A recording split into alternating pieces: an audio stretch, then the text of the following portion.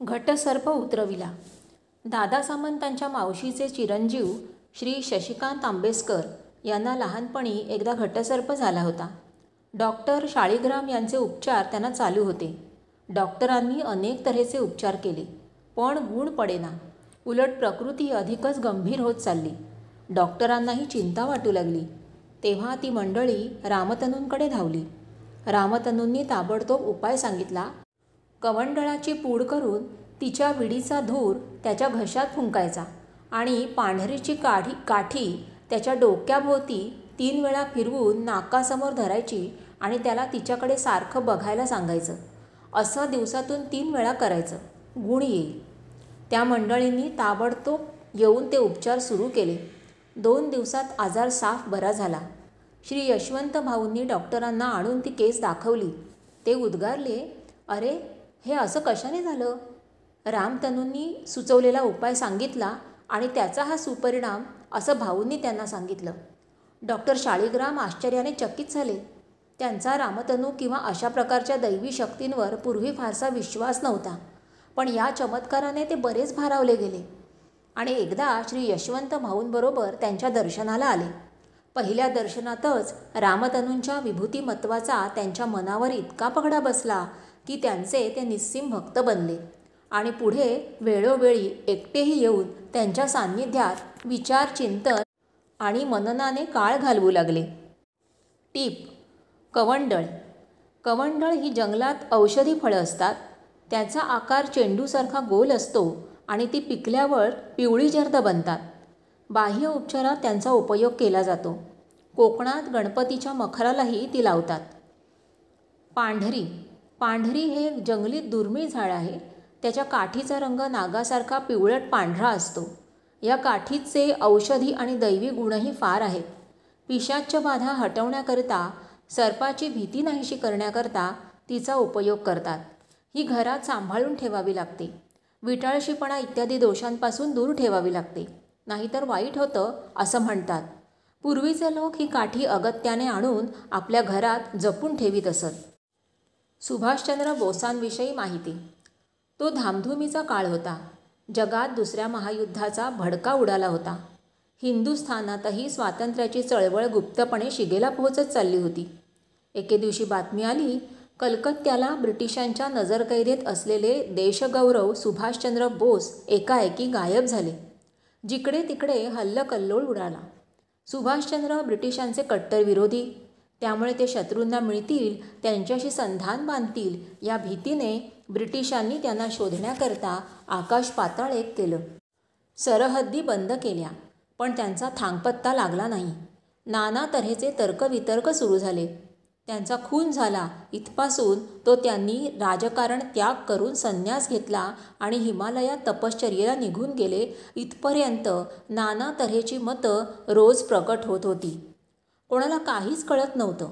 इतकंच नव्हे तर कसला अंदाजही येत नव्हता. त्या सुमारास ठाण्याचे असिस्टंट कलेक्टर रावबहादूर बापूसाहेब मोरे श्री रामतनूंच्या दर्शनाला नेहमीप्रमाणे आले होते. बोलता बोलता रामतनूंना त्यांनी सहज विचारलं, "बाई, सुभाषचंद्र बोसांविषयी लोक नाना तऱ्हेच्या शंका व्यक्त करतात. बऱ्याच लोकांचं मत आहे की ते आता राजकारण संन्यास घेऊन बैरागी बनले आहेत. ते खरं आहे का?" रामतनूंनी सद्गुरूंशी संधान बांधलं आणि उत्तर आलं, "ज्याकरता आजपर्यंत त्यांनी आयुष्य वेचलं त्याच मार्गात आहेत." त्यावर मोऱ्यांनी लगेच दुसरा प्रश्न विचारला, "मग सध्या ते कुठे आहेत?" उत्तर आलं, "बाबा रे, माझी ही गरिबाची झोपडी आहे. मला इथे शांततेने राहू दे. याचा अर्थ तुमच्या राजकारणात मला विनाकारण ओढू नका. त्यात शिरून मी नसती गुंतागुंत निर्माण करू इच्छित नाही." टीप: सुभाषचंद्रांचा नक्की पत्ता दिला असता तर ब्रिटिशांचे हेरखाते अधिक चौकशीकरिता तुर्भ्याला रामतनूंच्या मंदिरात येऊन थडकले असते आणि त्याने नसत्या कटकटी निर्माण झाल्या असत्या. तो थोरलो मोजीदार होतलो. रामतनूंच्या संभाषणात एकदा देवीची घोषणा आली, "इथे राजा येणार आहे." लोक समजले कोणीतरी संस्थानिक येणार.